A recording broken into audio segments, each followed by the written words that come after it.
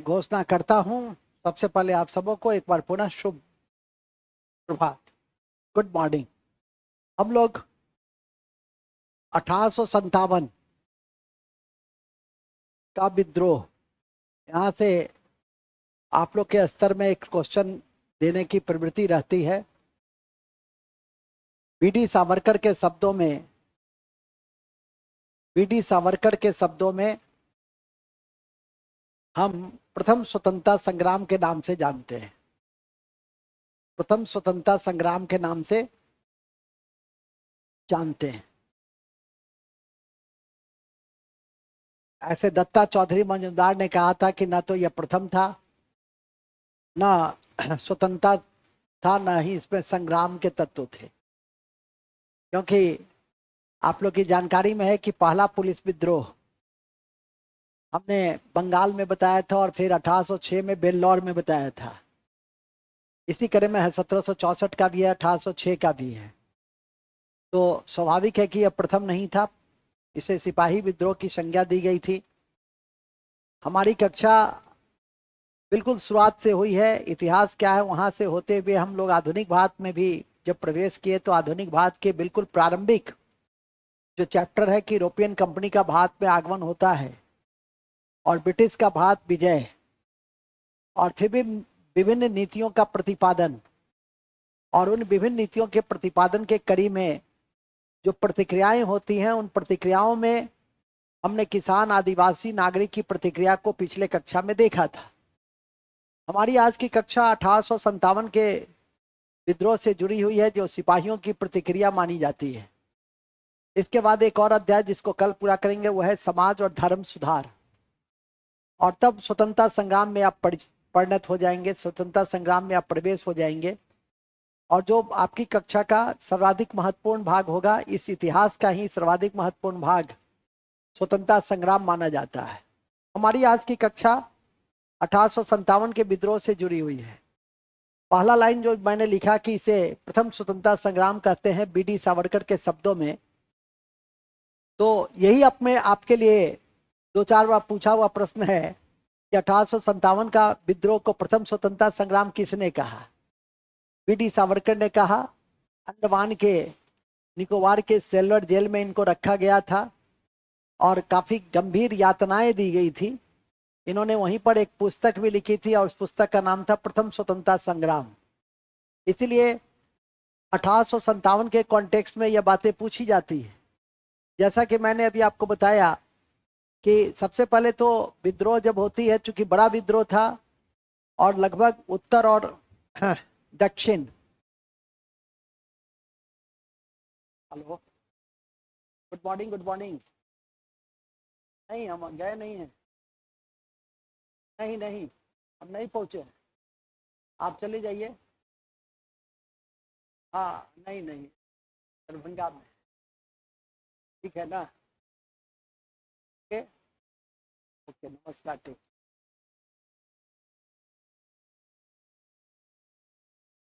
हाँ, तो मैं बता रहा था कि सबसे पहले चूंकि बड़ा विद्रोह था तो उत्तर और आ, पूर्वी क्षेत्र यहाँ तक इसका प्रसार प्रसार हुआ। हालांकि ऐसा कहा जाता है एक समय में कि दक्षिण भारत अछूता रहा था, लेकिन आधुनिक शोध और इतिहास के अनुसंधानकर्ता के द्वारा दक्षिण भारत भी इससे प्रभावित रहा, तो इसकी व्याख्या की जाती है।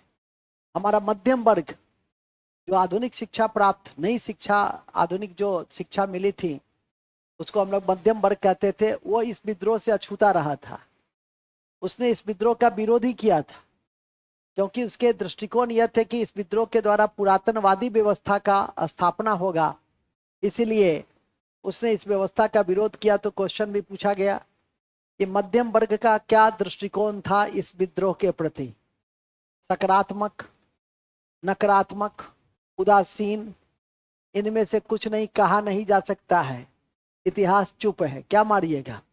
उदासीन, न विरोध किया न समर्थन किया, तो क्या रहा, न्यूट्रल रहा। ठीक है कि नहीं? और यही लाइन आपकी एनसीईआरटी ने भी लिखी है।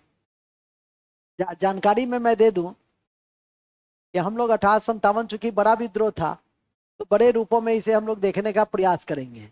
तो स्टार्ट करते हैं सबसे पहले इसी शब्दों से। 1857 का विद्रोह सिपाही विद्रोह था, जिसे प्रथम स्वतंत्रता संग्राम कहा गया। तो लिखिए 1857 का विद्रोह 1857 का विद्रोह को प्रथम स्वतंत्रता संग्राम वीडी सावरकर ने कहा। वीडी सावरकर ने कहा। वीडी सावरकर ने कहा।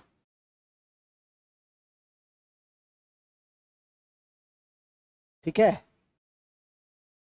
इस विद्रोह की विधिवत शुरुआत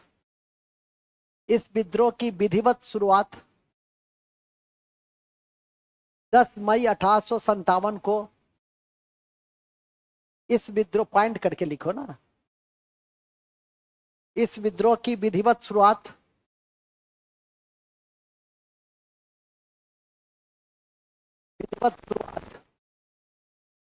कब से हुआ? 10 मई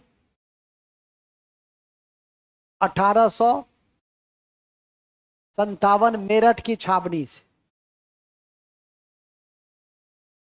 मेरठ की छावनी से इसकी शुरुआत हुई। मेरठ की छावनी से इसकी शुरुआत हुई।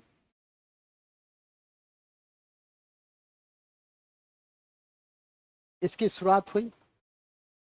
ठीक है। हालांकि इसकी जो प्रारंभिक शुरुआत है, वो प्रारंभिक शुरुआत आपको बैरकपुर से ही माना जाता है। इसकी जो पृष्ठभूमि है वो बैरकपुर से ही मानी जाती है। लिखने की चीज नहीं है, समझने की चीज है। यदि पृष्ठभूमि के करीब में देखे तो बैरकपुर है। अब बैरकपुर कहाँ था? बंगाल में। और यदि विधिवत शुरुआत पूछे तो 10 मई था। हालांकि मई के अंतिम सप्ताह में, अंतिम तिथि को इस विद्रोह की तिथि निर्धारित की गई थी और इसका प्रतीक चिन्ह था कमल और रोटी। लेकिन अचानक से विद्रोह 10 मई 1857 को क्या हो गया? प्रस्फुटित हो गया। और कहां से हुआ? तो मेरठ से हुआ। तो इसीलिए एक क्वेश्चन भी पूछा जाता है कि कब से शुरू हुआ? तो 10 मई 1857। यह नहीं पूछा जाता कि संभावित कब से था। हाँ, लेकिन प्रतीक चिन्ह पूछे जाते हैं कि 1857 के विद्रोहियों का प्रतीक चिन्ह क्या था? तो कमल और रोटी। कमल और रोटी। तो नोट में लिख दो, विद्रोहियों का प्रतीक चिन्ह, विद्रोहियों का प्रतीक चिन्ह कमल और रोटी था। विद्रोहियों का प्रतीक चिन्ह कमल और रोटी था। ठीक है। कमल और रोटी इसके प्रतीक चिन्ह थे। चलिए, तो इतनी बिंदु को याद रखिएगा। विधिवत शुरुआत प्रथम स्वतंत्रता संग्राम वीडी सावरकर, जो सेलुलर जेल में रखे गए थे, सेलुलर जेल में। और सेलुलर जेल कहाँ है? अंडमान निकोबार। देखो कि आजकल लोग अंडमान निकोबार घूमने जाते हैं। एक समय में ये काला पानी हुआ करता था, बड़े बड़े काले काले मच्छर यहाँ पाए जाते थे और सभ्यता का प्रकाश कोसों दूर था। अभी भी 5-6 ऐसी जनजाति है जहां तक सभ्यता के प्रकाश नहीं पहुंचे हैं। जोड़बे, शोम्पेन, सेंटिनलेज, ये सब ऐसी जनजाति है जो नेग्रिटो है। मानव प्रजाति में नेग्रिटो है जो सबसे प्राचीनतम प्रजाति है। सबसे प्राचीनतम प्रजाति कौन सी है? नेग्रिटो है। और वहां तक सभ्यता का प्रकाश नहीं पहुंच पाया। अब धीरे धीरे करके हम लोग इस प्रयास में, सरकार इस प्रयास में है कि वहां तक सभ्यता के प्रकाश पहुंचे, स्कूल तक पहुंचे, स्वास्थ्य केंद्र पहुंचे, सरकारी मशीनरी की सुविधा ले, चुनाव में हिस्सा ले। ठीक है कि नहीं? विलुप्त प्राय है, संख्या भी बहुत नहीं है, 40, 50, 30, 35 करीब में है। तो काफी कठिनाई, कुछ तो इसमें आदमखोर है। मानव क्षेत्र में लिखा हुआ है कि मानव का क्षेत्र प्रतिबंधित है, क्योंकि भीतर मानव खोर रहते हैं। गोरे गोरे बालक को देख करके पागल हो जाते हैं। तुमको तो दूर तक खदेड़ करके जो है, कोन्याक तो नागालैंड में है, जो सिर काट लेता है और सिर को अपने घर में रख लेता है अपने स्वाभिमान के लिए कि देखो मैंने इतने लोगों का सिर कलम किया है। ठीक है कि नहीं? हाँ, प्रतिष्ठा प्राप्त होती है कोन्याक जनजाति जो नागालैंड में है और जिसका संबंध म्यांमार से भी है। कुछ जनजाति उधर भी निवास करती है। ऐसे भी सीमावर्ती क्षेत्र में लोग स्वाभाविक तौर पे एक दूसरे क्षेत्र से जुड़े होते हैं, नेपाल ही है जैसे।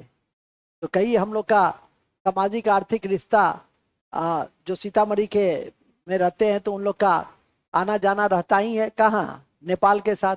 नहीं, अब तो कुछ ज्यादा बढ़ गया है और कारण तो समझ ही रहे हैं कि ज्यादा बढ़ने के क्या कारण है। दो क्षेत्र में लोग खूब जाता है घूमने, एक नेपाल और दूसरा बंगाल, दार्जिलिंग। अचानक से देखा गया कि दार्जिलिंग सिलीगुड़ी में बिहार के लोगों की संख्या बहुत बढ़ गई है। पिछले साल के बनिस्पत एक आंकड़ा था 3.5 गुना अधिक लोग वहां पे पहुंचे। कारण है और सैटरडे संडे को ज्यादा जाते हैं लोग, तो सैटरडे संडे को वहाँ होटल नहीं मिलता है। इसलिए आप लोग भी जब जाइए घूमने फिरने दार्जिलिंग तो सैटरडे संडे छोड़ के ही जाइएगा, क्योंकि एक अजीब सा वहाँ माहौल होता है। फिलहाल पंडित जी मेरी तरफ देखो, तुम अपना नाम चेंज कर लिया है क्या? दीपक लिख लिया है मिस्टर? हम पहले समझ गए, क्योंकि क्वेश्चन देखने से पहले इसका आंसर तैयार रहता है। हमको लगा कि दूसरा कौन आ गया जी, लेकिन फिर हमने अपना आईक्यू लगाया तो एमपी गायब है, दीपक है। ठीक है, ऐसे पार्टिसिपेट करके क्या पाओगे? जितना मुंह बंद करके रखोगे, 2 ही क्वेश्चन बनाओ लेकिन सही सही बनाओ। ठीक है? हाँ, इससे तुम्हारा मैंने गुणगान नहीं हो रहा है, उपहास हो रहा है। समझा करो। अभी पढ़े हो ना, मानव का विकास और मानव का वृद्धि, पढ़े हो ना, तो विकास करो, विकास। ठीक है? हाँ, वृद्धि तो हो गया, विकास नहीं हुआ।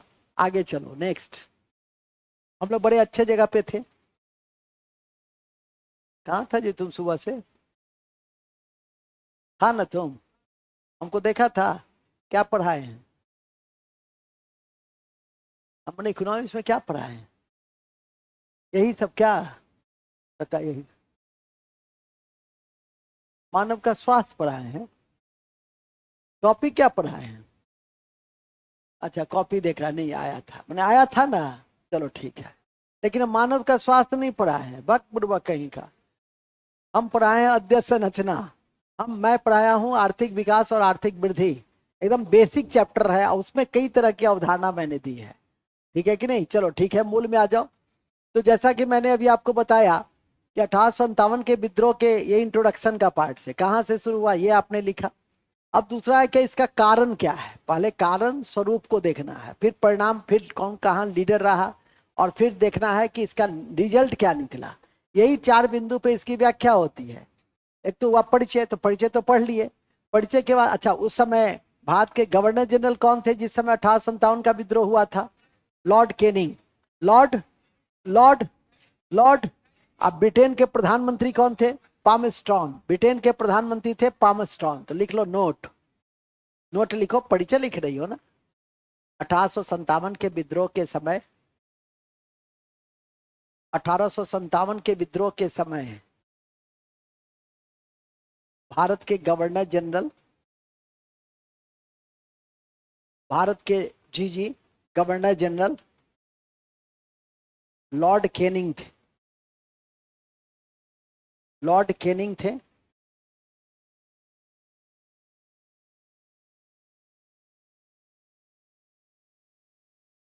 भारत के जी लॉर्ड केनिंग थे। लॉर्ड केनिंग थे। जबकि ब्रिटेन के प्रधानमंत्री, ब्रिटेन के प्रधानमंत्री पामस्ट्रॉन थे।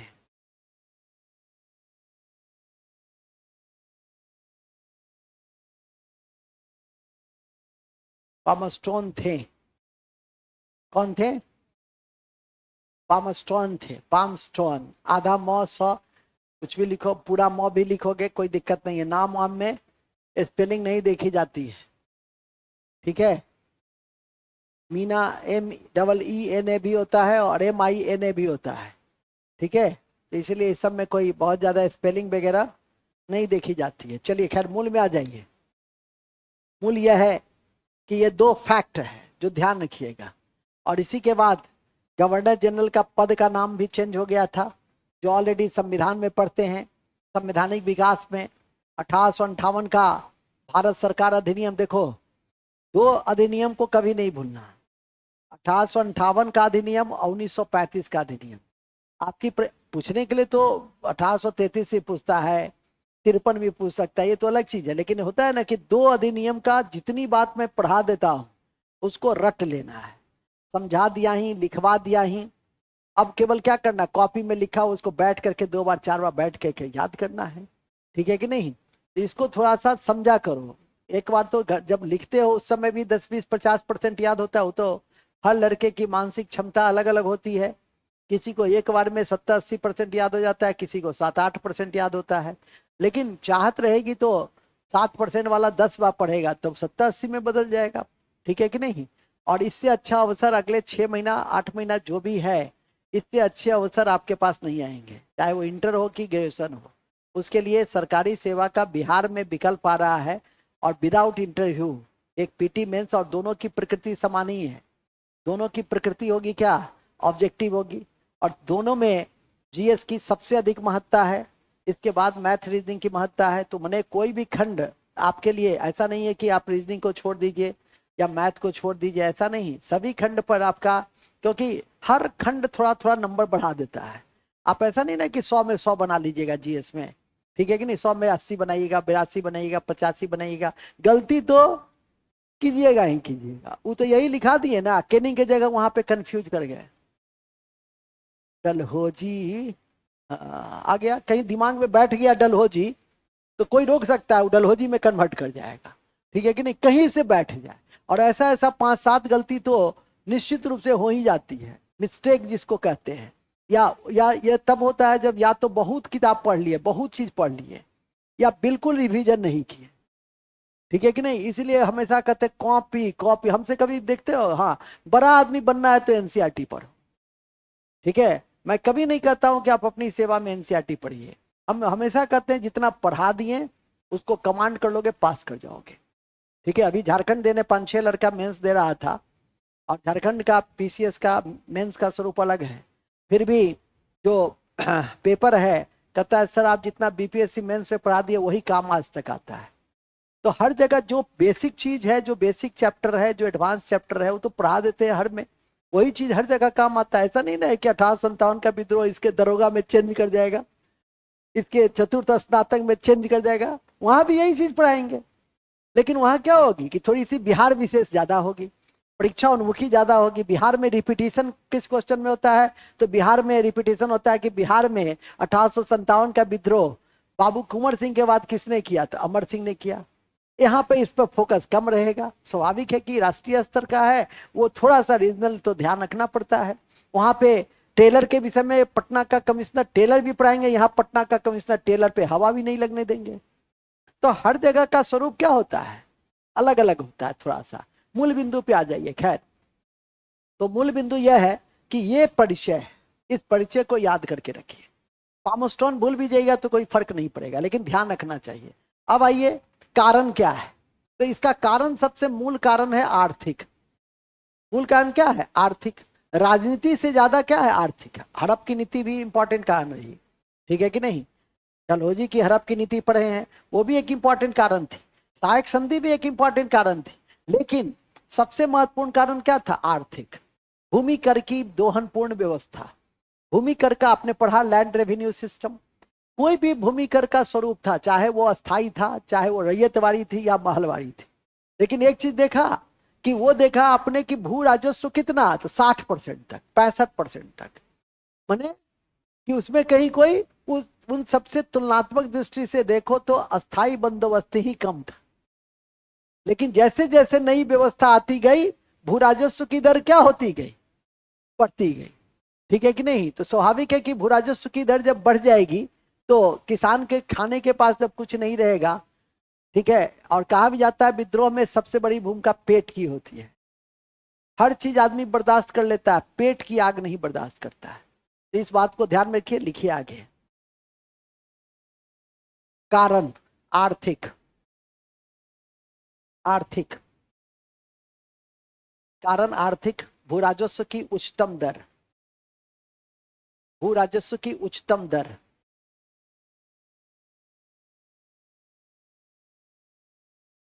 भू राजस्व की उच्चतम दर, उच्चतम दर, भू राजस्व की उच्चतम दर। आप लोग के लिए एनसीईआरटी में एक शब्द लिखा हुआ है, डी इंडस्ट्रियलाइजेशन। डी इंडस्ट्रियलाइजेशन का अर्थ होता है, हिंदी में उसको कहते हैं हम लोग अनऔद्योगिकरण, अनऔद्योगिकरण, अनऔद्योगिकरण। हिंदी में लिखते हैं अनऔद्योगिकरण, अंग्रेजी में लिखते हैं डी इंडस्ट्रियलाइजेशन, डी इंडस्ट्रियलाइजेशन। ये जो डी इंडस्ट्रियलाइजेशन है, ये क्या है? ये है कि जितने भी हस्तशिल्प उद्योग थे, जिसको हम कुटीर उद्योग कहते थे, उसका पतन हो गया और कृषि पर निर्भरता बढ़ गई। और कृषि पर निर्भरता बढ़ी तो स्वाभाविक है, यह भी एक कारण था आर्थिक पक्ष में। आर्थिक शोषण तो था ही, आर्थिक शोषण के साथ साथ आपका एक ये भी कारण कि हस्तशिल्प उद्योग का पतन हो गया, जिससे कृषि पे निर्भरता बढ़ गई। इसको ध्यान रखिएगा, तो वहां पे लिख देंगे पॉइंट में, आर्थिक वाले में ही, नोट में, अनऔद्योगिकरण, अनऔद्योगिकरण, अनऔद्योगिकरण लिखो ना, अनऔद्योगिकीकरण, अनऔद्योगिकीकरण, अनऔद्योगिकीकरण, deindustrialisation, deindustrialisation. Industrialisation उसका आशय है कृषि पर बढ़ती निर्भरता, कृषि पे बढ़ती निर्भरता।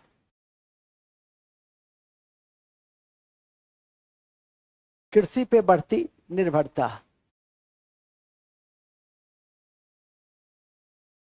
कृषि पे बढ़ती निर्भरता, कृषि पे बढ़ती निर्भरता। किस पे बढ़ती निर्भरता? कृषि पे बढ़ती निर्भरता। हस्तशिल्प उद्योग का पतन, कॉमा में लिख दो, हस्तशिल्प उद्योग का पतन, डिक्लाइन ऑफ हैंडीक्राफ्ट, हस्तशिल्प उद्योग का पतन, डिक्लाइन ऑफ हैंडीक्राफ्ट। चलिए, ये मूल कारण है। अन्य कारण राजनीतिक था, जैसे तो राजनीति में क्या था, देशी रियासतों को के साथ असंतुलित व्यवहार किए गए। कालांतर में हमने 1927 में देशी रियासत से संबंधित एक समिति भी बनाई थी, जिसका नाम था बटलर समिति। कभी नहीं भूलिएगा, बटलर समिति का संबंध देशी रियासत और सरकार के बीच के संबंधों को बेहतर बनाना था। कॉपी के ऊपर में लिख लो, बटलर, कॉपी के ऊपर में बटलर समिति, जहां कहें वहीं लिखना, बटलर समिति। बटलर समिति का संबंध, बटलर समिति का संबंध देशी रियासत और सरकार के संबंधों से था। बटलर समिति 1927 का संबंध सरकार और देशी रियासत के बीच, सरकार और देशी रियासत के बीच, सरकार और देशी रियासत के बीच संबंधों से था।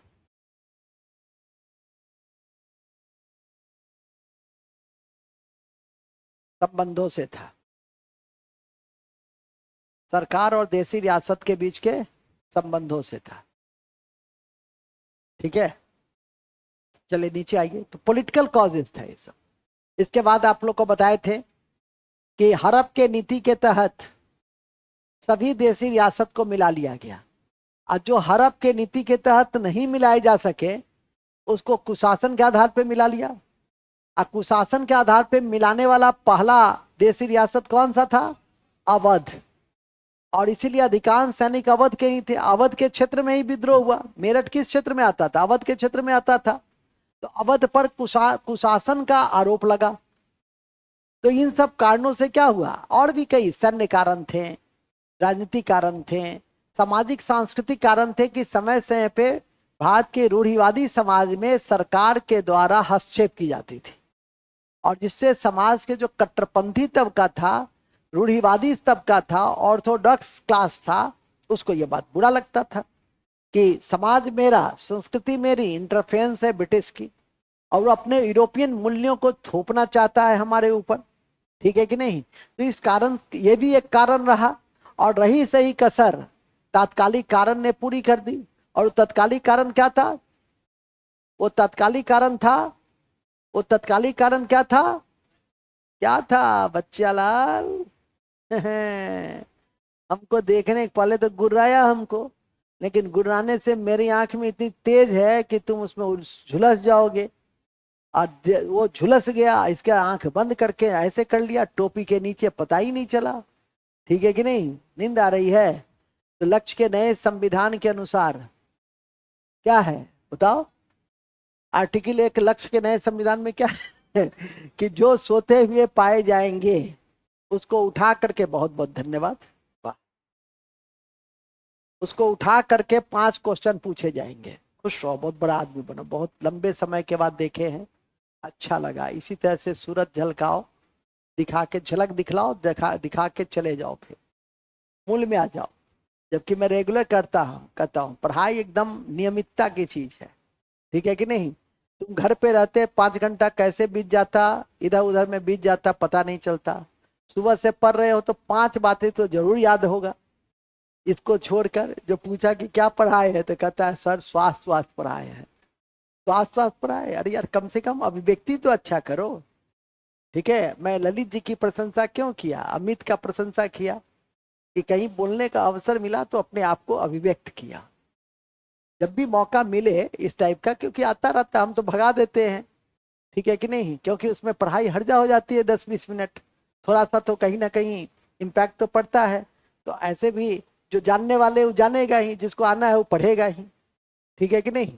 मूल बिंदु पे आ जाओ। लेकिन जब मौका मिले कहीं बोलने का तो जरूर बोलो, नहीं तो कहोगे मुख्यमंत्री घोषणा कर दिया है, देखिए क्या होता है। निकलेगा तब ना, ऐसा ऐसा कितना बार घोषणा होता है, निकलता थोड़े है। ये तुम्हारा निगेटिव अप्रोच है, और जीवन में निगेटिव अप्रोच से आगे नहीं बढ़ा जाता है। ठीक है कि नहीं? हाँ, हमेशा थिंक पॉजिटिव, एक्ट पॉजिटिव। अच्छा समझा? हाँ, आगे चलो। नेक्स्ट, कहाँ थे? सबसे ज्यादा क्राइसिस था हम लोग के समय में। बीपीएससी वगैरह में 40 सीट निकलती थी। ठीक है कि नहीं? अभी तो 1000, 1200, 1500 बीपीएससी में निकलता है। 1000, 1200 आएगा। ठीक है कि नहीं? समझ जाओ। और पीओ वगैरह में 15-20 सीट निकलती थी पूरे देश में। रेलवे वगैरह में 100, 150, 200 निकलता था। ये स्थिति होती थी पूरे देश में। वो दौर था नई आर्थिक नीति का, मंडल कमंडल का एज था। ठीक है? लेकिन क्या था? पॉजिटिव व्यू, कि सकारात्मक कि हमको कितना सीट चाहिए, 1। हम तैयारी ठीक है, 70 पे नहीं होगा, 80 पे होगा, 85 पे होगा। हम अपने स्तर को क्या करेंगे? बढ़ा लेंगे। उसको स्तर को बढ़ाइए। ठीक है कि नहीं? वो ज्यादा अच्छा रहेगा। चलिए खैर, मूल में आइए। मूल यह था कि जैसा कि मैंने अभी आपको बताया कि कारण क्या था। अब कारण में एक कारण था सबसे लास्ट, तात्कालिक कारण। और तात्कालिक कारण था चर्बी लगे हुए कारतूस। सेना में यह अफवाह फैल गई कि जो नया एनफील्ड राइफल आया है, वो जो राइफल है, सो उस राइफल में गाय की चर्बी और सुअर की चर्बी है, जिससे कि हिंदू और मुसलमान दोनों की भावनाएं क्या हो गई? आहत हो गई। और हिंदुस्तान में कोई भावना आहत हो चाहे न हो, धार्मिक भावना बड़ी तेजी से आहत हो जाती। अभी धार्मिक सम्मेलन करना चाहोगे 1 करोड़ लोग जुड़ जाएंगे, लेकिन शिक्षा में सुधार के लिए यदि आंदोलन करना चाहोगे तो 10 लोग भी ठीक से नहीं आएंगे। ठीक है कि नहीं? तो इस देश में सबसे सस्ता है धार्मिक भावनाओं को उभार देना। मूल बिंदु पे आ जाओ। मूल बिंदु यह है कि जैसा कि मैंने अभी आपको कहा कि तात्कालिक कारण को ध्यान रखना। लिखेंगे तात्कालिक कारण ज्यादा इंपॉर्टेंट है मूल कारण के साथ। तात्कालिक कारण में लिखेंगे चर्बी लगे हुए कारतूस, चर्बी लगे हुए कारतूस,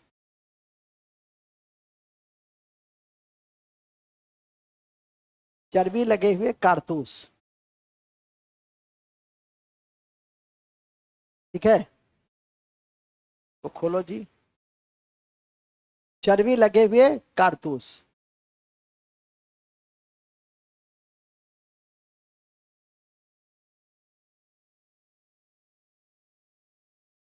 ठीक है, नेक्स्ट। अब आइए, चर्बी लगे हुए कारतूस के साथ साथ और क्या देखेंगे। कारण हो गया, नोट में लिख देना, अवध को कुशासन के आधार पर मिलाया गया। नोट, अवध को कुशासन के आधार पर मिलाया गया। अवध को कुशासन के आधार पर मिलाया गया।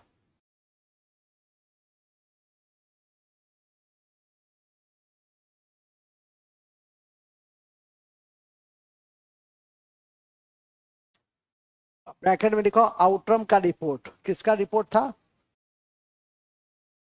आउटरम के रिपोर्ट के आधार पर। आउटरम,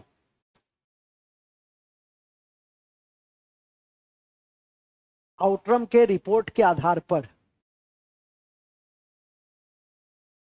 आउटरम के रिपोर्ट के आधार पर, आउटरम के रिपोर्ट के आधार पर किसको मिलाया गया? अवध को मिलाया गया। चलिए, अब कारण के बाद लिखिए स्वरूप। स्वरूप, स्वरूप, स्वरूप में क्या है? सबसे पहला स्वरूप तो यही है कि सिपाही विद्रोह था। और ये सिपाही विद्रोह किसने कहा था? ये सिपाही विद्रोह किसने कहा था? तो लॉरेंस और सीले ने। तो लिखेंगे लॉरेंस और सीले ने। स्वरूप में पहला लिखो लॉरेंस और सीले ने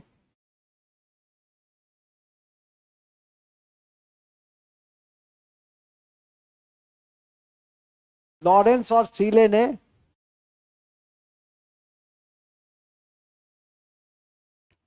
लॉरेंस और सीले ने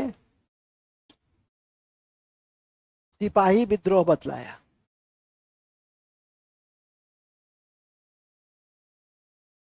सिपाही विद्रोह बतलाया। लॉरेंस और सीले ने क्या बतलाया? सिपाही विद्रोह बतलाया। क्यों बतलाया सिपाही? क्योंकि विद्रोह की पृष्ठभूमि देखो, बैरकपुर का 54वीं रेजिमेंट, और विद्रोह का कारण देखो मेरठ। दोनों जगह विद्रोह किसने किया था? सिपाहियों ने ही किया था, इसलिए इसको सिपाही विद्रोह कहा। लेकिन सभी सिपाहियों ने तो हिस्सा लिया नहीं, आम लोग भी हिस्से रही हैं। तो स्वाभाविक है कि पूर्णतः यह सत्य नहीं है, लेकिन उससे आपको क्या लेना देना है? हम कोई एक्सप्लेनेशन तो यहाँ पर हमें लिखाना नहीं है, एक्सप्लेनेशन को सिर्फ बता देना है कि लॉरेंस और सीले ने क्या कहा। तो लॉरेंस और सीले ने कहा इसको सिपाही विद्रोह। सिपाही विद्रोह किसने कहा? सिपाही विद्रोह किसने कहा? लॉरेंस और सीले ने कहा। बहुत बढ़िया। क्यों कहा? क्योंकि इसकी पृष्ठभूमि बैरकपुर के 54वीं रेजिमेंट की छावनी। तो नोट में लिख दो, पृष्ठभूमि में बैरकपुर 54वीं रेजिमेंट। पृष्ठभूमि में लिख दो बैरकपुर 54वीं रेजिमेंट। 54वीं रेजिमेंट। और इसमें कहा किसकी हत्या कर दी थी? मंगल पांडे ने किसकी हत्या की थी? मंगल पांडे ने बाघ की हत्या कर दी थी। तो वहां नोट में लिख दो, इसी कड़ी में 54 में मंगल पांडे ने बाघ की हत्या कर दी।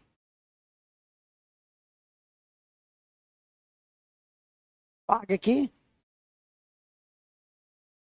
हत्या कर दी।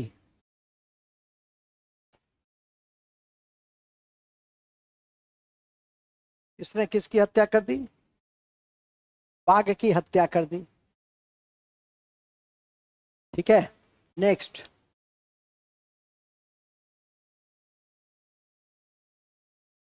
अति महत्वपूर्ण है कि, अति महत्वपूर्ण है कि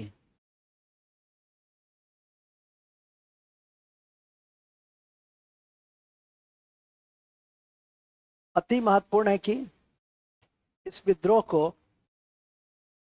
इस विद्रोह को स्वतंत्रता संग्राम बीडी सावरकर ने कहा। वो तो याद रखना ही है, ऊपर ही दिखा दिए थे।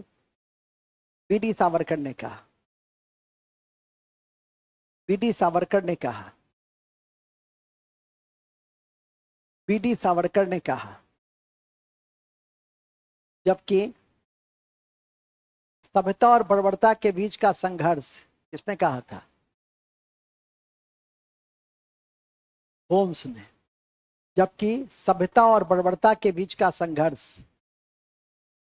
जबकि सभ्यता और बर्बरता के बीच का संघर्ष, सभ्यता और बर्बरता के बीच का संघर्ष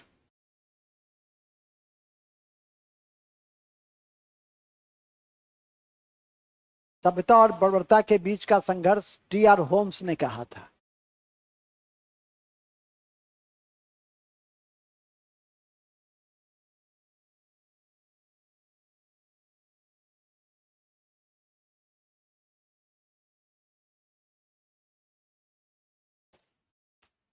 सभ्यता और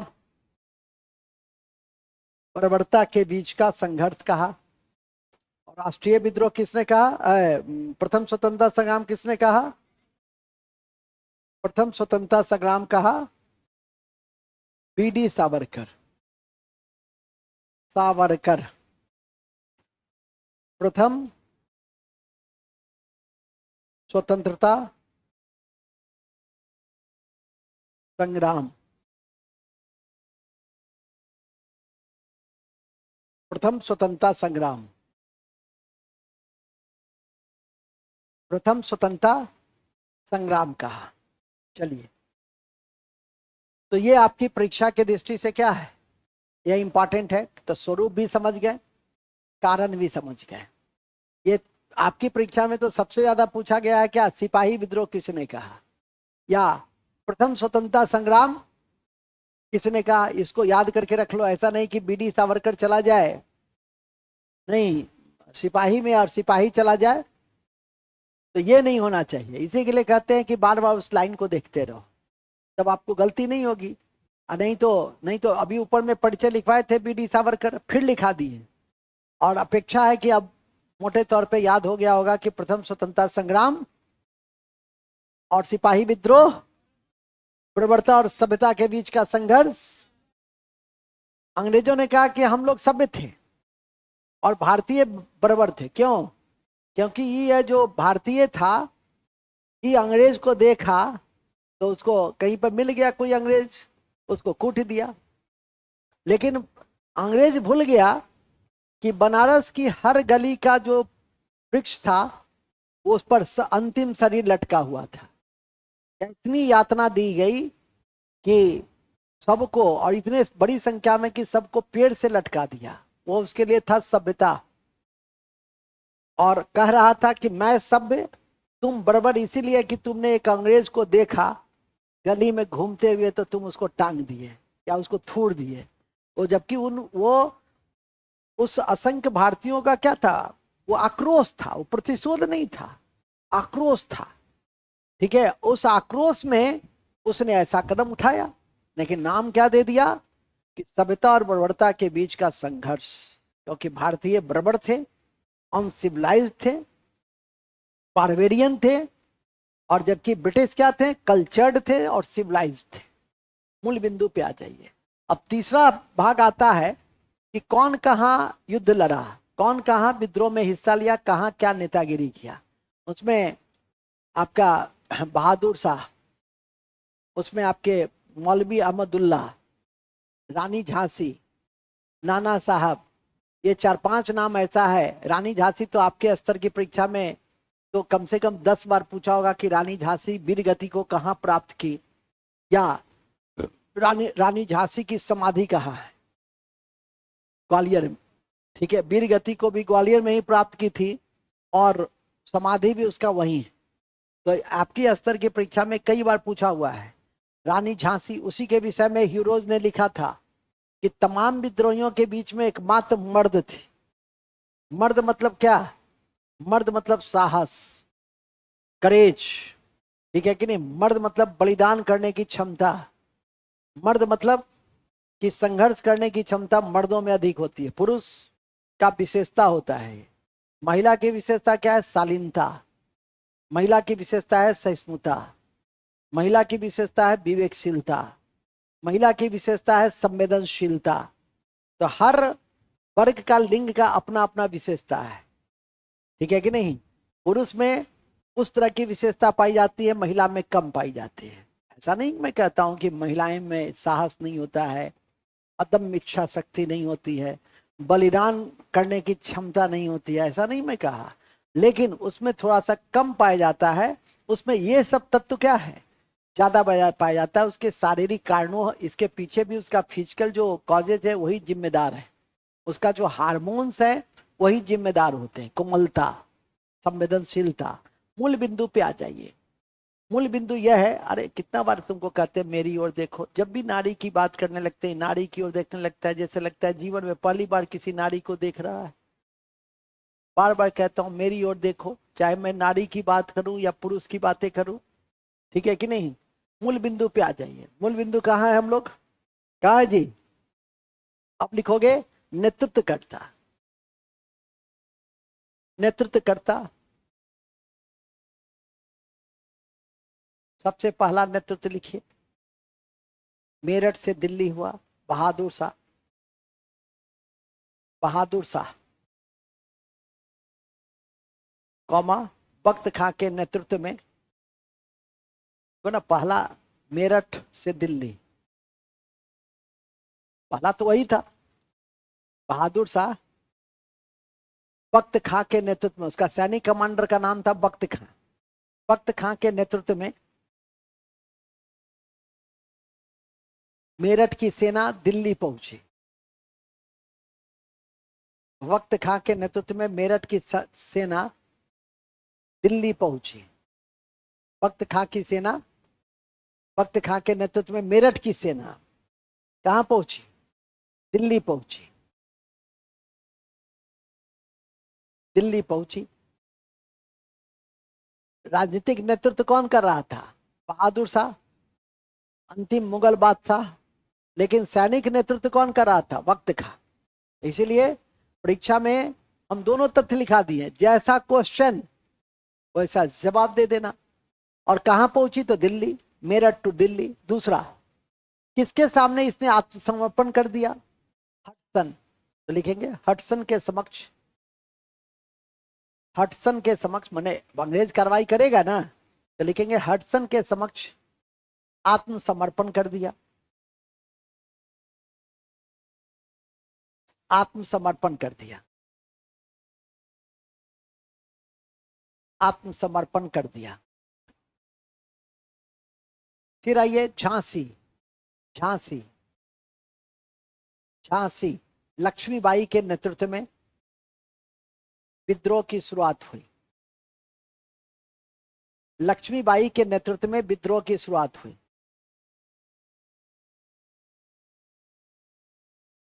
लक्ष्मीबाई के नेतृत्व में विद्रोह की शुरुआत हुई।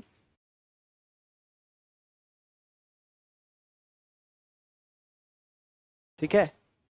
इनकी वीरता को देखते हुए ह्यूरोज ने कहा, इनकी वीरता को देखते हुए, इनकी वीरता को देखते हुए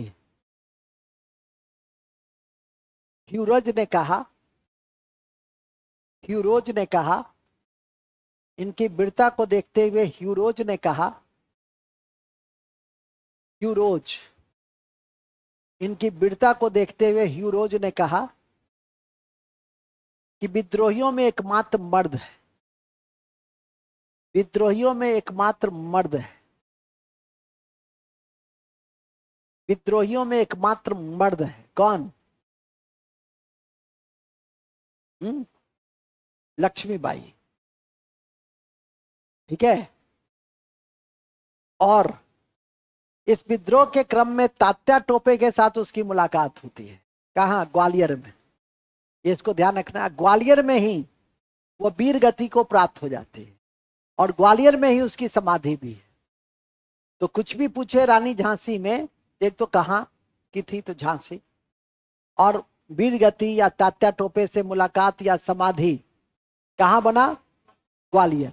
और ग्वालियर में उस समय सिंधिया का राज्य था और सिंधिया ने अंग्रेजों का समर्थन किया था। ये सिंधिया परिवार जो है उस समय अंग्रेजों का समर्थन किया था, ध्यान रखिए।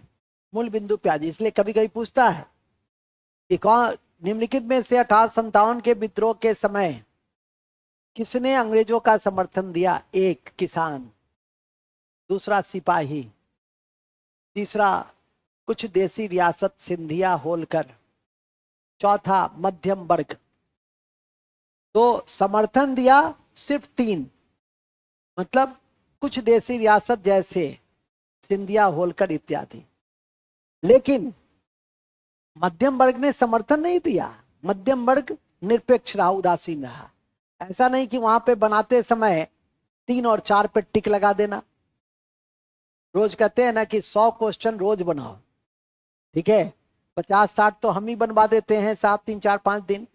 और शेष दिन तुम अपने से भी 100 क्वेश्चन बना लो, 50 क्वेश्चन और बना लो उस चैप्टर। जैसे 1857 का विद्रोह है, जाओ और जितना पूछा हुआ प्रश्न है अपने स्तर में सब बना डालो, तब हो गया 50 क्वेश्चन। तो कम से कम किसी भी परीक्षा में विगत 30 साल में पूछा ही है, ठीक है कि नहीं? उसको तुम बना लोगे तो कहीं कोई कठिनाई नहीं आएगी। ये तो कम से कम करना चाहिए। जो जो चैप्टर जैसे जैसे पढ़ते चलो उसको बनाते चलो, ठीक है कि नहीं? उसमें यदि एक आध कोई ऐसा फैक्ट लगे तो उसको नोट डाउन कर लो, तब देखो कि कैसे नहीं तुम्हारा होता है एकदम 100%, लगभग 100 में 95-97% बना के आओगे, एकदम निश्चिंत रहोगे। कितना भी कम सीट रहेगा, अभी बता भी रहे थे कि हमेशा इस बात को ध्यान रखो, लाख नहीं ध्यान रखो, हमारे पास एक सीट है और हमको एक ही सीट की जरूरत है। जैसे ही यह मनोभाव उत्पन्न हो जाएगा, आगे बढ़ने से तुम्हें कोई नहीं रोक सकता है। अरे इस कुर्सी टेबल से तो जो भी पास करता है इसी कुर्सी टेबल पे बैठ करके निकलता है, ठीक है। ठीक है, थोड़ा बहुत किसी का भाग्य भी होता है।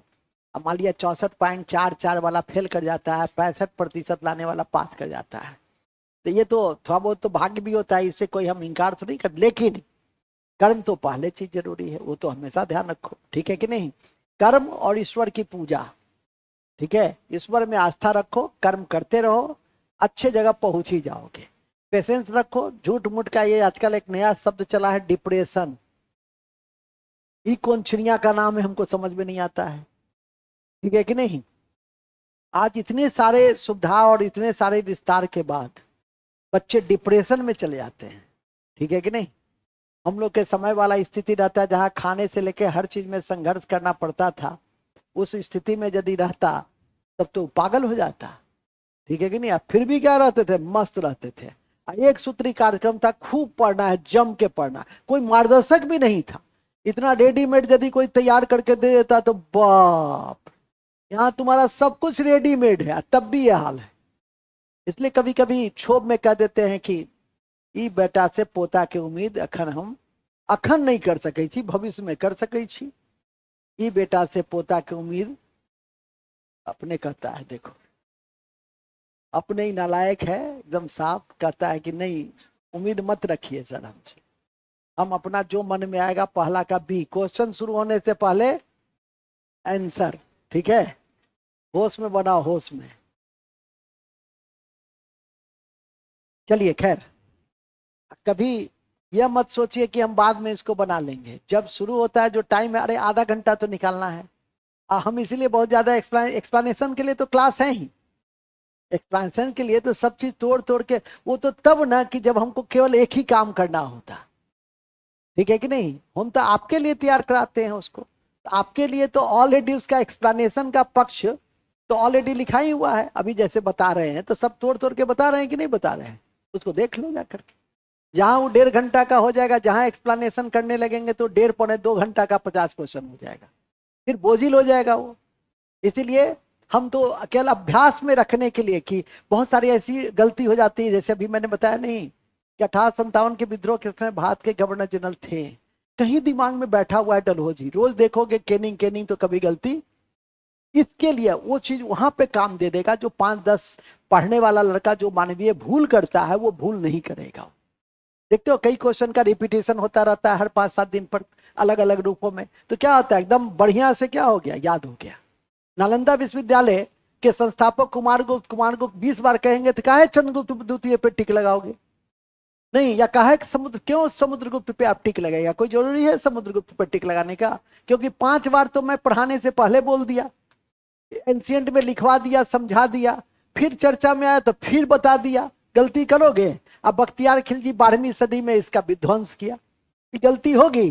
और नई टेक्नोलॉजी जीरो थर्मल रेडिएशन और जीरो नेट हमने जोड़ा है, जो विश्व का पहला विश्वविद्यालय है, तो सारा चीज क्या हो गया तैयार। अब तो केवल यही बचा नालंदा में है, यही ना बचा।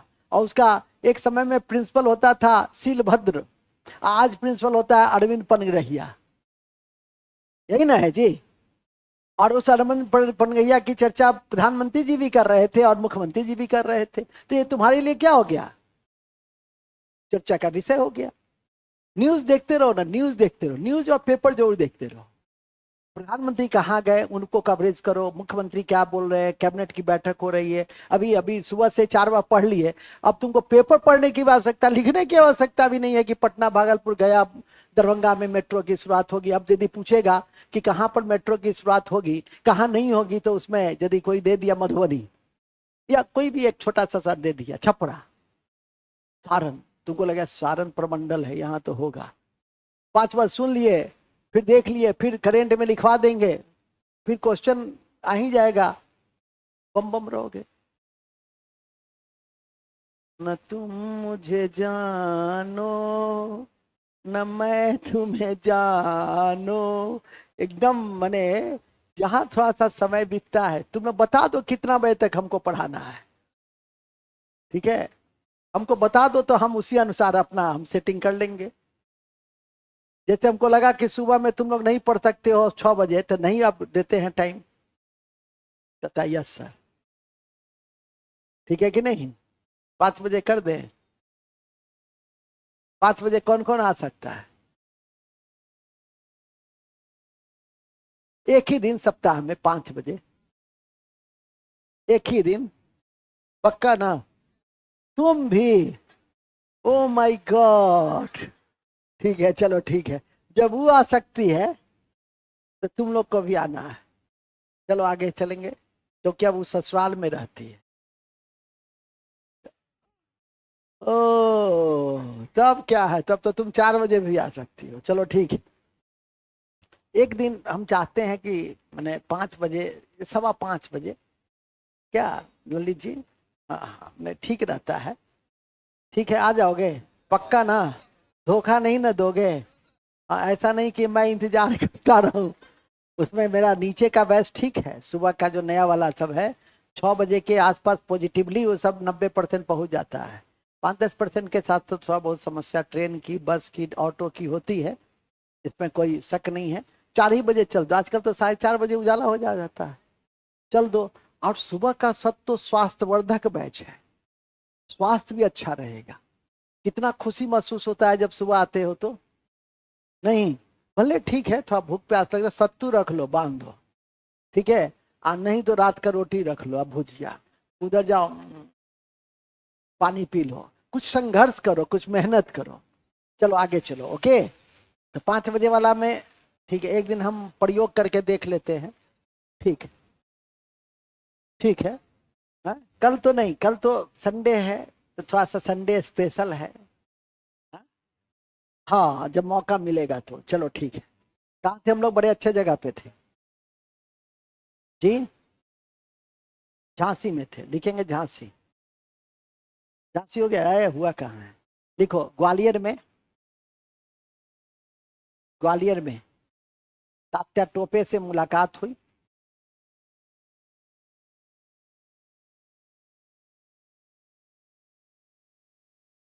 तात्या टोपे से मुलाकात हुई,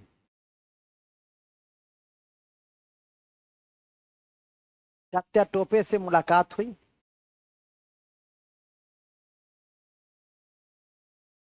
और यहीं पर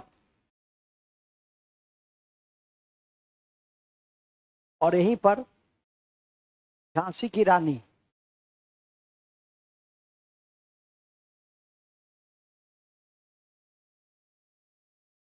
और यहीं पे झांसी की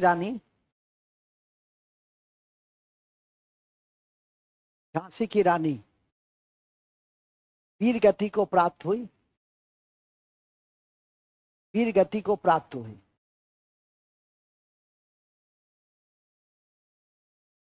वीर गति को प्राप्त हुई।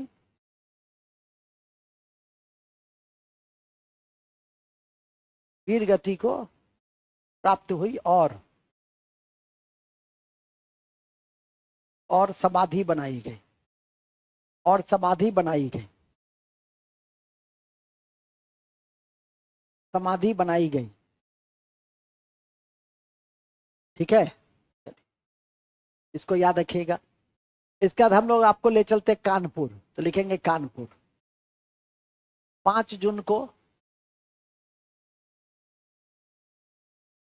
कानपुर में दुद्दू पंत या नाना साहब ने, दुद्दू पंत या नाना साहब ने, दुद्दू पंत लिख दें, दूधू, धू भी लिख दो, धू पंत, इनका नाम था नाना साहब। और एक और याद रखना, कानपुर में ही तात्या टोपे ने इनको सहायता दी थी, तो तात्या टोपे का भी मूल नाम था रामचंद्र पांडुरंग। तात्या टोपे, तात्या टोपे, रामचंद्र पांडुरंग, रामचंद्र पांडुरंग, रामचंद्र पांडुरंग, रामचंद्र पांडुरंग, रामचंद्र पांडुरंग। ठीक है, रामचंद्र पांडुरंग ने सहायता दी। किसको? नाना साहब को। किसको? राणा साहब को। ठीक है, हैबुलॉक ने, नेक्स्ट, हैबुलॉक ने कानपुर पे अधिकार किया। हैबुलॉक ने कानपुर पे अधिकार किया।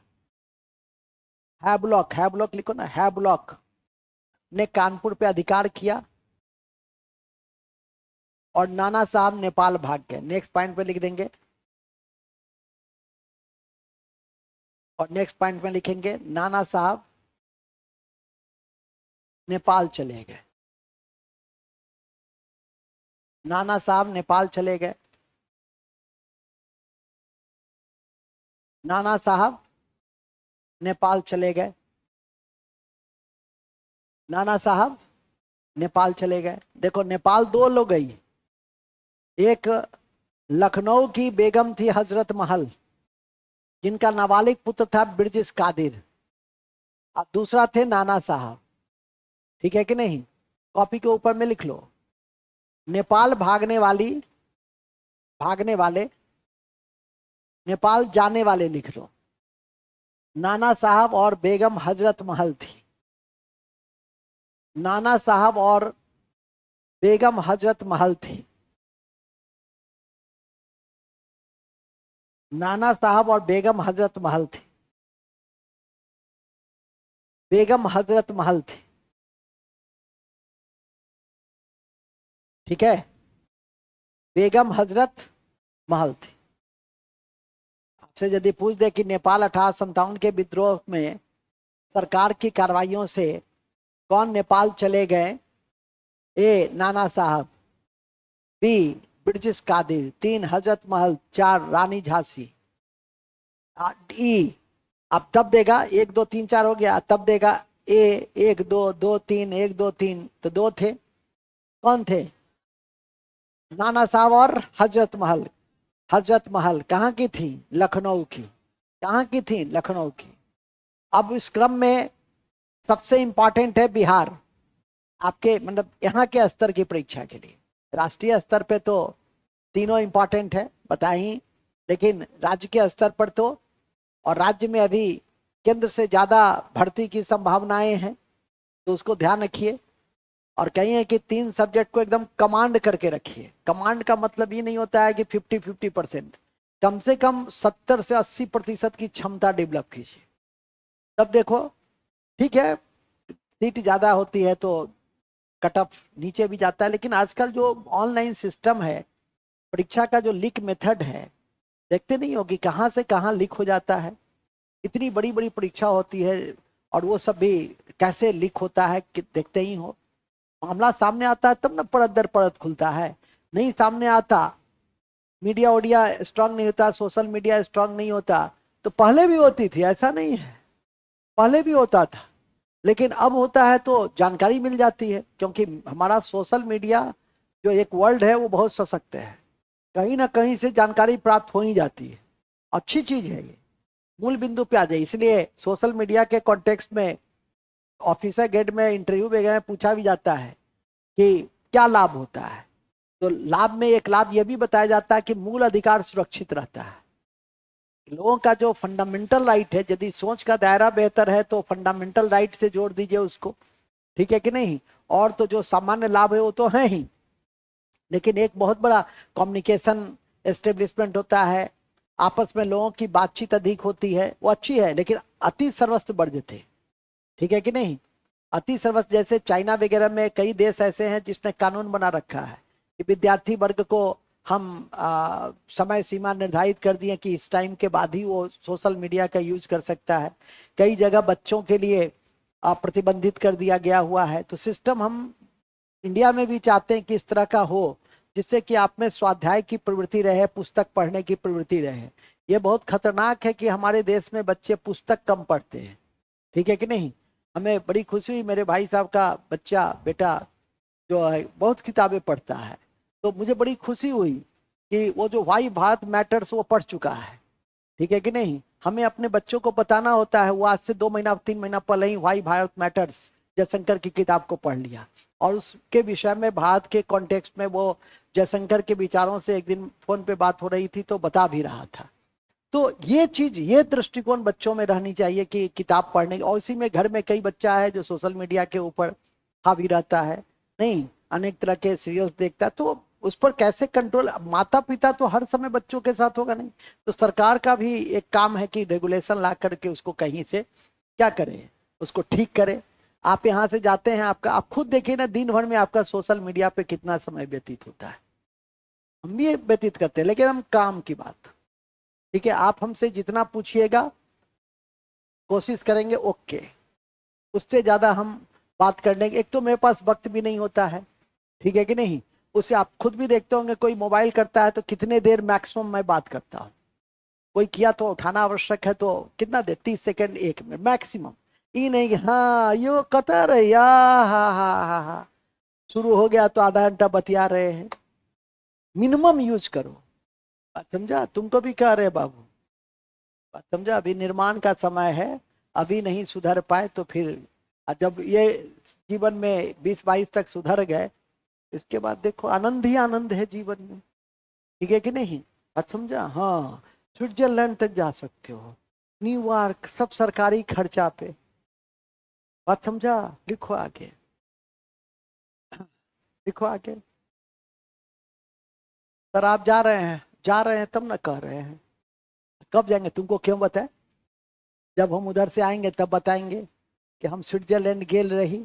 और फोटो देखकर ही जब मेरे व्हाट्सएप पर लगा रहेगा, ठीक है, तभी समझ जाओगे कि हम कहाँ हैं। आगे लिखो, कहाँ लगा रहेगा, स्टेटस में। आगे लिखो, कहाँ थे हम लोग, बिहार। अब लिखो बिहार, बिहार। बिहार में 1857 का केंद्र था जगदीशपुर में, जगदीशपुर में था। और इसका नेतृत्व किया कुंवर सिंह, लिखेंगे कुंवर सिंह, और भाई अमर सिंह ने, देखो ना, नेतृत्व करता, पॉइंट करके लिखो ना, जगदीशपुर केंद्र और कुंवर सिंह और अमर सिंह। कुंवर सिंह और अमर सिंह, कुंवर सिंह और अमर सिंह। आज कितना तारीख है? 23 अप्रैल को 1858 को, 23 अप्रैल 1858 को इसने अंग्रेज सेनापति ली ग्रांट को हराया था और विजय दिवस मनाया जाता है। इसलिए 26 अप्रैल को बिहार में छुट्टी नहीं होती है, जिस दिन कुंवर सिंह की मृत्यु हुई थी। कुंवर सिंह को गोली लगा था 23 को, ली ग्रांट को पराजित किया था। और सुभद्रा कुमारी चौहान ने एक कविता भी लिखी थी कि एक कविता है ना, वो 80 वर्ष की हड्डी में जागा जोश पुराना था, सब कहते हैं बाबू कुंवर सिंह बड़ा वीर मर्दाना था। ठीक है कि नहीं? तो ऐसे कविता, हाथ में गोली लगी हुई है, ठीक है, और उसके बाद कहा जाता है कि अपने हाथ को ही काट करके गंगा को प्रवाहित कर दिया। लेकिन सरकार के विरुद्ध, अंग्रेजी हुकूमत के विरुद्ध उसने हार नहीं मानी। 26 को उसकी मृत्यु हो गई, 23 को ली ग्रांट पर उसने विजय पताका फहराया। और इसलिए हम लोग शायद बिहार में 23 अप्रैल को ही वीर कुंवर सिंह जयंती मनाते हैं। तो लिख लो, ली ग्रांट को पराजित किया,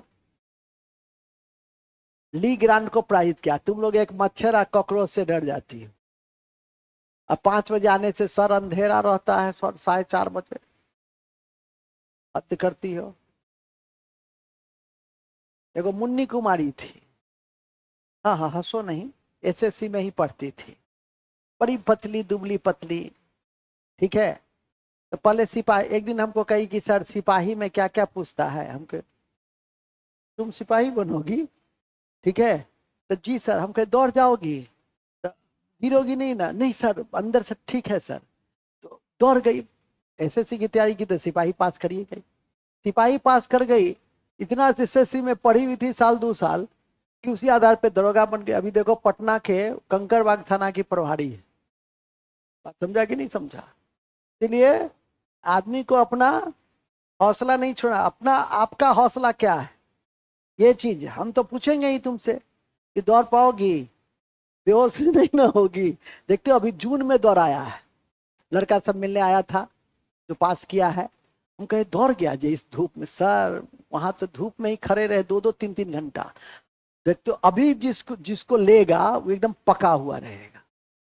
आई सुकुमार सब नहीं ठीक है, ये कहेगा सर धूप में कैसे आए सर? नहीं, धूप बरसात मत देखो, जहां अवसर मिले चला जाना है, समझे? सामने में एक तो लड़की है ना, दरोगा में दौड़ रही है, क्या नाम है, सुधा। देखते हैं उसको, दोपहर में जाती है, हाँ? पास भी कर गई है ना, देखो धूप में दौड़ती है, दौड़ चली जाती थी। इस धूप अभी तो थोड़ा कम हुआ है। उधर से आती थी, घर से हम जाते रहते, क्या जी कहाँ से? सर दौड़ के। हम कहे 3 बजे दौड़ के आ रही हो? 3 बजे दौड़ती थी, मतलब अपने आप को, अपने शरीर को हर तरह से वो फिट कर ली। जबकि यहाँ पे सुकुमार अवस्था में बैठती थी तो अपना पसीना उसीना, जैसा शरीर को बनाओगे वैसा वो बनेगा। ठीक है, आगे लिखो। हाँ आगे लिखो, ये तो जानता ही होगा उसको। हाँ?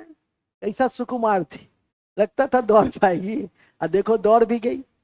आगे लिखो, तुम भी दौड़ जाएगा, हमको भरोसा है। हाँ? तुम तो फिजिकली फिट है। तुम, तेरा क्या होगा कालिया? ठीक है, ठीक से पढ़ो, पहले तो तुम ठीक से लिखो। ये आधा लिखता है, आध लिखा, रानी झांसी की रानी डैश खत्म, ग्वालियर गायब है, लिखे पूरा पक्का। चलो, तो कहां पर हराया जो इसने, किसको हराया? ली ग्रांट को। तो लिखिए, लिखेंगे कुंवर सिंह ने 23 अप्रैल 1858 को ली ग्रांट को पराजित किया। ली ग्रांट, ली ग्रांट को पराजित किया, ली ग्रांट को पराजित किया, ली ग्रांट को पराजित किया।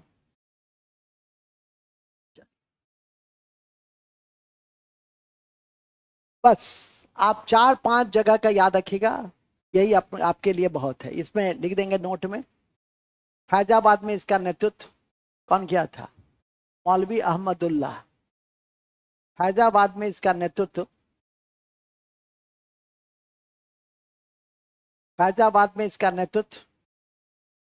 मौलवी अहमदुल्ला ने किया, जबकि आसाम में मनीराम दत्ता।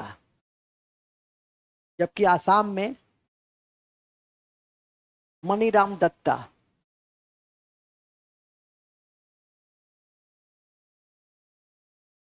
दत्ता इलाहाबाद में लियाकत अली।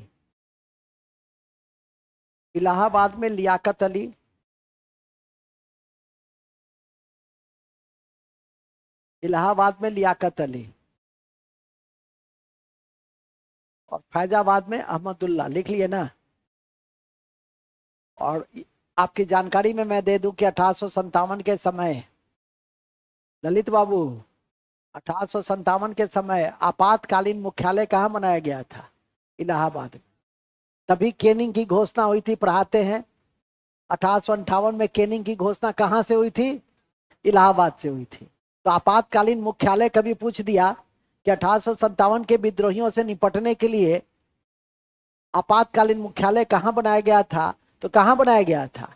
इलाहाबाद में। तो नोट में लिख दो, आपातकालीन मुख्यालय बनाया गया।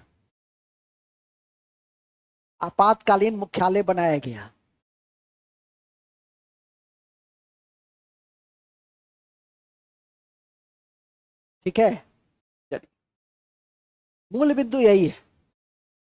इतना याद रखिएगा। कभी यह भी पूछ दे कि नाना साहब का कमांडर इन चीफ कौन था? तात्या टोपे था। अभी लिखा है नहीं, उनके प्रमुख सहयोगी कौन थे? तात्या टोपे थे, जिनका मूल नाम क्या था? रामचंद्र पांडुरंग। वो उनके यदि आज की आधुनिक भाषा में कहो तो आधुनिक भाषा में क्या हुआ? Commander in chief Tatya Tope. ये भी क्वेश्चन पूछ सकता है, तात्या टोपे किसके कमांडर इन चीफ थे, या किसके किसके कॉन्टेक्स्ट में सेना का नेतृत्व किया? तो किसके कॉन्टेक्स्ट में, तो किसके बिहाफ में? तो नाना साहब के बिहाफ में। ठीक है कि नहीं? तो इन बिंदुओं को जैसे बख्त खान ने बहादुर शाह के बिहाफ में किया, उसी तरह से इन्होंने नाना साहब के बिहाफ में किया। तो इन बिंदुओं को याद करके रखना है। आपातकालीन मुख्यालय कहाँ बनाया गया? तो इस तरह से इन विद्रोह को मनीराम दत्ता आसाम, फैजाबाद में अहमदुल्ला, ठीक है, जो सबसे ज्यादा तेज गति से प्रचारक मंत्री के रूप में भी काम किया, लियाकत अली ने इलाहाबाद, कुंवर सिंह और अमर सिंह ने आपके जगदीशपुर बिहार में। ठीक है, बिहार की परीक्षा देने जाइएगा तो यही पूछेगा सबसे ज्यादा, जगदीशपुर। बीपीएससी का परीक्षा देने जाएगा तो आजमगढ़ पर अधिकार भी किया था और दानापुर के सैनिक विद्रोहियों का नेतृत्व भी किया था। तो सर यहाँ क्यों नहीं लिखा है? जितना जहाँ काम होगा वहीं इतना ही ना लिखिएगा। तो फिर बीपीएससी के साथ नहीं टैग कर दिए जाते? क्यों इतना मेहनत हम अलग अलग करते? ठीक है कि नहीं? जहां जितनी जानना है उसको याद करके रखिए, काफी है। इसके अलावा इसी क्रम में अब आता है कि असफलता मिली। 1857 का विद्रोह क्या हो गया? असफल हो गया। 1857 का विद्रोह जो असफल हो गया, क्या कारण था? नेतृत्व का अभाव था। जैसे ब्रिटिशों में क्या था कि कॉमन पॉलिसी थी, कॉमन नेतृत्व था, हियरार्की थी। हमारे यहाँ क्या था? अपनी डफली अपनी राग। तो सबसे बड़ा कॉजेज यही था कि हमने एक केंद्रीय नेतृत्व को स्वीकार नहीं किया और अपनी डफली अपनी राग पे काम किया। और साथ में हमारे जो अस्त्र शस्त्र थे वो परंपरागत थे। ब्रिटिशों के अस्त्र शस्त्र क्या थे? और दूसरा, ब्रिटिशों का एक कॉमन उद्देश्य था कि ब्रिटिश साम्राज्य की रक्षा करना है, और हम लोग का क्या था? सबका अपना अलग अलग इंटरेस्ट था। यहाँ तक कि देसी रियासतों का भी अपना इंटरेस्ट था। तब न जिंद और होलकर और सिंधिया ने ब्रिटिशों का समर्थन किया। और केनिंग ने कहा भी कि देसी रियासत ने तरंग रोध का काम किया, यदि ये न होते तो फिर हम लोग उसी दिन परास्त हो जाते। ये बातें किसने कही? तो केनिंग ने। किसके कॉन्टेक्स्ट में कही? तो देसी रियासत के कॉन्टेक्स्ट में। ठीक है कि नहीं? और तब लिलिथको ने 1942 में कहा था कि 1857 से भी अधिक तीव्र विद्रोह कौन सा था? भारत छोड़ो आंदोलन, जिसमें करो या मरो का नारा महात्मा गांधी ने बॉम्बे के ग्वालियर टैंक मैदान से दिया। 8 अगस्त 1942 ऑपरेशन जीरो आवर के तहत सभी बड़े नेताओं को गिरफ्तार कर लिया गया था। ध्यान रखिए, फिलहाल तो हम लोग हैं केनिंग के इस स्टेटमेंट में। हर बातें लिखाई नहीं जाती है, कुछ बातें यहां पर भी रखी जाती है कि केनिंग ने किसके कॉन्टेक्स्ट में क्या कहा। ठीक है कि नहीं? अब आ जाइए, असफलता का क्या कारण था? तो लिखेंगे असफलता का कारण नेतृत्व में एकता का भाव, नेतृत्व में एकता का भाव,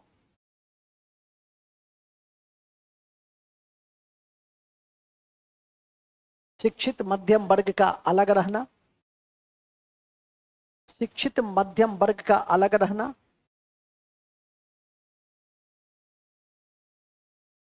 शिक्षित मध्यम वर्ग का अलग होना। क्या जी, इधर आइए, इधर आइए, कौन है, इधर आइए, हमको देखने आया है। अच्छा अच्छा, पहले ना कहते टाई पहन के आते। एक लड़की उस दिन थक गए थे बहुत, फोटो खींच रही थी मेरा, हम कहे तुम पहले ना कह देती तो अच्छा से हम बन ठन के आते। तो सर कोई फोटो नहीं था मेरे पास, हम कहे कहती ना हमको, ठीक है, तो हम क्या करते, टाई लगा के जूता उता पहन के आते। अब हम बाल उल बिखरा हुआ है, फोटो खींच रही हो तो अच्छा नहीं लगता है ना, इसलिए तुम लोग को कभी फोटो वोटो खींचना हो तो कह देना कि मास्टर साहब कल आपका फोटो खींचेंगे हम, तो हम अपना फोटो शूट कराएंगे। तो बात समझ में आ गई ना, चलो लिखो, कहता जी। नेक्स्ट आगे लिखो, कहाँ थे हम लोग। हाँ, शिक्षित मध्यम वर्ग का अलग रहना हो गया। जन भागीदारी का भाव कितना लिखोगे, जन भागीदारी का भाव, पीपुल पार्टिसिपेशन का ना होना, लैक ऑफ पीपुल पार्टिसिपेशन, जन भागीदारी का भाव, ठीक है। दक्षिण भारत का, दक्षिण भारत पे न्यून प्रभाव, दक्षिण भारत पे न्यून प्रभाव, न्यून प्रभाव मतलब कम प्रभाव पड़ा, दक्षिण भारत पे कम प्रभाव पड़ा, ठीक है। चलिए, गोरखा, सिख, गोरखा और सिख ने विद्रोह दबाने में महत्वपूर्ण भूमिका निभाई। गोरखा और सिख ने, गोरखा और सिख ने महत्वपूर्ण भूमिका निभाई। गोरखा और सिख ने विद्रोह को दबाने में महत्वपूर्ण भूमिका निभाई। इसीलिए आप लोग को एक चीज एक बताए थे, बताओ ललित, आप लोग बताइए पुराने लोग, कि कौन सा कमीशन बना था सेना के पुनर्गठन से संबंधित। नील था, पिल था, पिल, कि पिल आयोग जब बना तो अवध के लोगों को, बिहार के लोगों को सेना में क्यों छांटना शुरू किया गया, क्योंकि ये लोग पॉलिटिक्स करते थे। सबसे अधिक सेना अवध की ही थी, सबसे अधिक प्रतिक्रिया अवध के क्षेत्र में ही हुआ। तो इसीलिए सिख और गोरखा को क्या किया गया। आज तक गोरखा रेजिमेंट अलग है, सिख रेजिमेंट अलग है। आज भी सेना में यदि कोई सिख चला जाता है तो यह माना जाता है कि यह सैनिक वर्ग है, और बिहारी चला जाता है, यह चला जाएगा तो माना जाएगा कि जाके पॉलिटिक्स करेगा, ठीक है कि नहीं। वो उसमें सहनशीलता का भाव कम होगा, प्रतिक्रिया करेगा। तो ये सब चीज छोटे लेवल में ध्यान रखा जाता है। और हरियाणा और उसका क्या है, जटवन सब, वो सब तैयार है, यस सर, वो एक ही चीज मानता है, कमांडर जो कहा एकदम यस सर। ये बुझेगा कि कमांडर भी बीएससी है, हम भी बीएससी है, ठीक है। हम में इसमें अंतर क्या, अंतर यह है कि वो सीडीएस से आया, वो कमीशन से आया है, ठीक है कि नहीं। इस चीज को मैंने भी अनुभूति किया कि जब आयोग की परीक्षा पास करके आया तो मेरा चपरासी भी बीएससी था, ग्रेजुएट, अब मैं भी ग्रेजुएट था। एक दिन वो दर्द में बता दिया हमारे एक अधीनस्थ को, देखिए साहब भी बीएससी ही हैं, केमिस्ट्री, हम भी केमिस्ट्री ऑनर्स हैं, गधे, हम में तुम में अंतर यह है कि तुम अनुकंपा पे है, हम कमीशन से 4-3 परीक्षा पास करके आए हैं, अंतर तो ये होता है ना, ठीक है कि नहीं। ये नहीं कि अहू बीएससी, कलेक्टर साहब भी यही हैं, और भी रोसड़ा कॉलेज से पढ़े हुए हैं, ठीक है कि नहीं। लेकिन वो क्या है, पीटी, मेंस, इंटरव्यू, और हर चरण अपने आप में क्या होता है यूपीएससी का, चाहे वो 10 साल पहले हो या 10 साल बाद हो या वर्तमान में, हर साल कठिन ही रहता है। बात समझा, हाँ आगे लिखो। हाँ, माय गॉड, केमिस्ट्री ऑनर्स का विद्यार्थी तो इतना बुद्धू नहीं होता है जी, इतना तेज तो नहीं होता है। चलिए आगे चलिए, पंडित जी पढ़िए पढ़िए, ठीक है, हंसिए नहीं, पढ़िए, जम के पढ़िए, ठीक है। कहाँ थे हम लोग, जी, गोरखा और सिख हो गया, तो सब हो ही गया। असफलता का कारण यही सब कारण था, जिसको याद करके दिमाग में रख लेना है।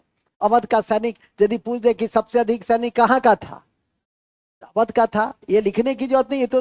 ये तो इतना अवध अवध किए हैं कि ऐसे ही याद देगा। ऐसा नहीं ना कि बंगाल पे टिक लगा दीजिएगा कि सबसे अधिक सेना बंगाल की थी। पूछने के लिए तो कुछ भी पूछ सकता है। अब आइए, परिणाम क्या हुआ, पढ़ चुके हैं। अब आप पील आयोग पहले लिख लो कॉपी के ऊपर में, पिल कमीशन। पिल कमीशन का संबंध सेना के पुनर्गठन से है। अभी जो इन्होंने बताया था, पिल कमीशन का संबंध सेना के पुनर्गठन से है।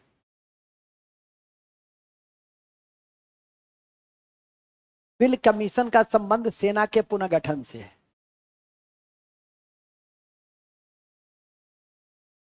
पिल कमीशन का संबंध सेना के पुनर्गठन से है। ठीक है, चलिए।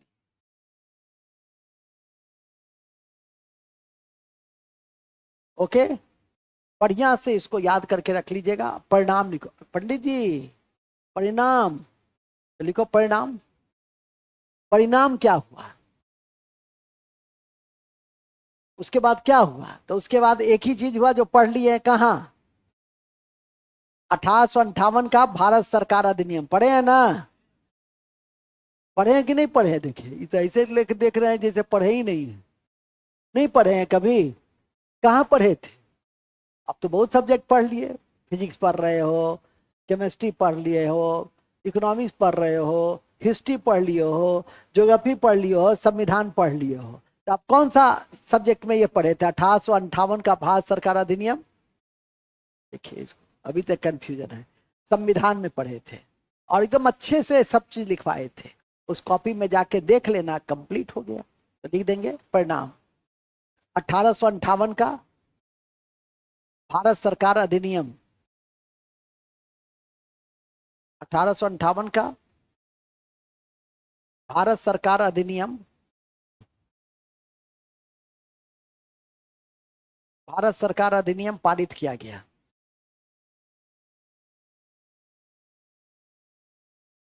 भारत सरकार अधिनियम पारित किया गया। भारत सरकार अधिनियम पारित किया गया। सारी चीज पढ़े हुए हैं उसी में। क्वीन प्रोक्लेमेशन था, नवंबर की घोषणा थी, इलाहाबाद की घोषणा थी, केनिंग की घोषणा थी।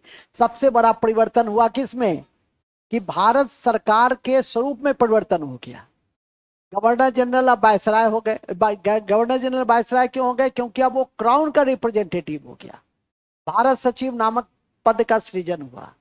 वुड पहले भारत सचिव बने। सेना का पुनर्गठन किया गया, जो अभी पील आयोग अलग से भी लिखा है आपने। तो ये सब उसके रिजल्ट में था, जिसकी व्याख्या ऑलरेडी संविधान की कक्षा में हम एक एक करके कर चुके हैं। जिसका छूटा है 2 4 5 लोगों का, उसको लिंक भी 6:30 के आसपास हम भेज देते हैं। तो आप प्रतीक्षा कर लो, या पहले भेज देंगे तो कोई सब्जेक्ट चलता रहता है तो वेट कर लो। उसके बाद जस्ट हम संविधान ही पढ़ाते हैं उसमें। तो ध्यान रखिएगा, 2 3 क्लास हो गई है, जिसकी पीडीएफ और सब भी गई है। मूल बिंदु पे आ जाइए। मूल बिंदु यह है कि हम लोग इसको अच्छे से पढ़ लिए हैं, और घर पे जाके इसको रिवीजन कर लेंगे तो आपके लिए अच्छा रहेगा। जब भी कोई कक्षा समाप्त होती है तो क्या पढ़ते हैं, तो बूस्टर फैक्ट पढ़ते हैं। तो लिखिए बूस्टर फैक्ट। बूस्टर फैक्ट, संभावित तथ्य। संभावित तथ्य अति महत्वपूर्ण है कि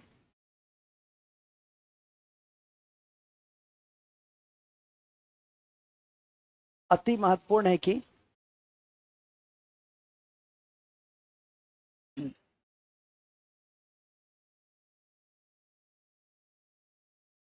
भारत सचिव को सहायता देने के लिए 15 सदस्यीय 15 सदस्यीय इंडिया काउंसिल बनाई गई।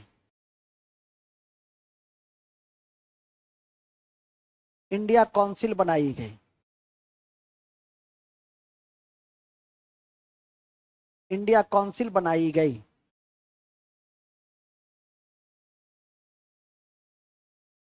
इंडिया काउंसिल बनाई गई। नेक्स्ट,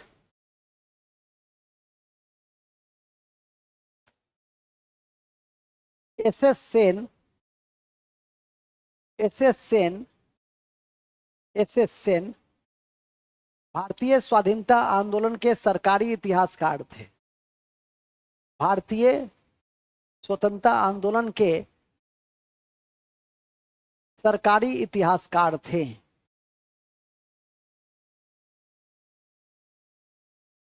सरकारी इतिहासकार थे। लक्ष्मीबाई का जन्म बनारस में हुआ था। लक्ष्मीबाई का जन्म बनारस में हुआ था।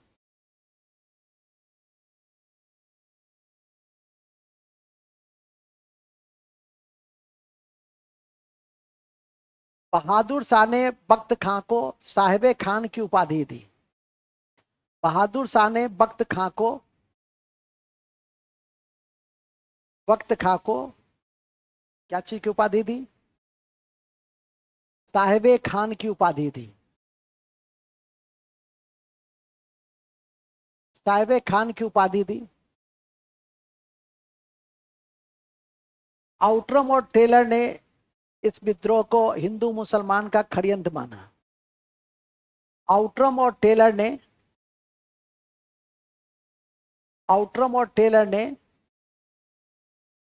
इस विद्रोह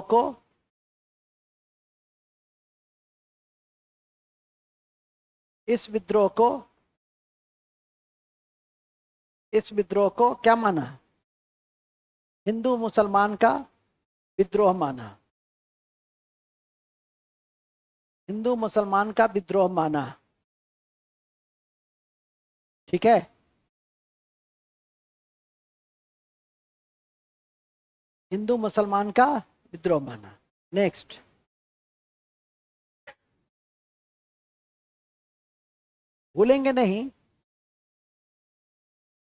भूलेंगे नहीं 1857 से पहले कौन सा जनजाति विद्रोह हुआ था? संथाल विद्रोह। हत्या है। 1857 से पहले 1857 से पहले संथाल विद्रोह हुआ। संथाल विद्रोह हुआ जिसके कारणों में दामन कोह का क्षेत्र था। जिसके कारणों में दामन कोह का क्षेत्र था।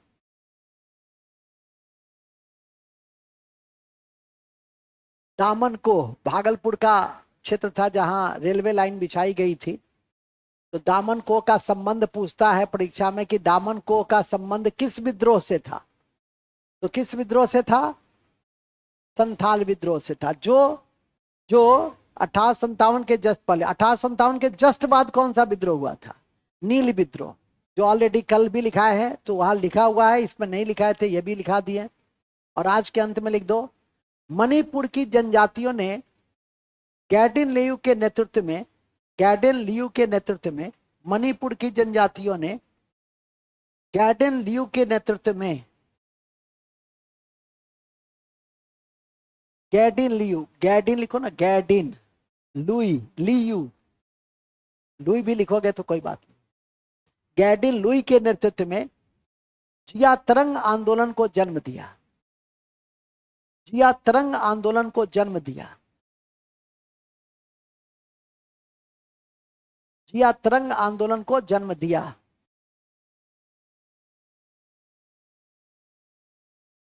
जिया तरंग आंदोलन को जन्म दिया। ठीक है। जिया तरंग आंदोलन को जन्म दिया, जिसे इस विद्रोही को नेहरू ने रानी की संज्ञा दी और कहा कि आने वाला पीढ़ी बरसों तक इन्हें याद करेगा।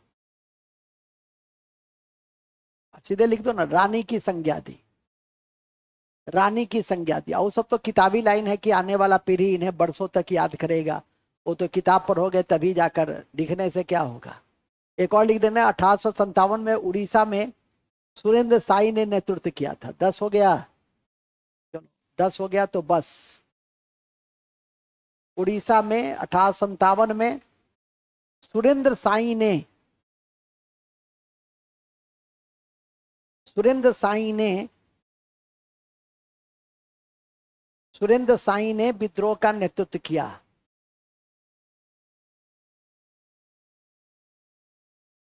सुरेंद्र साई ने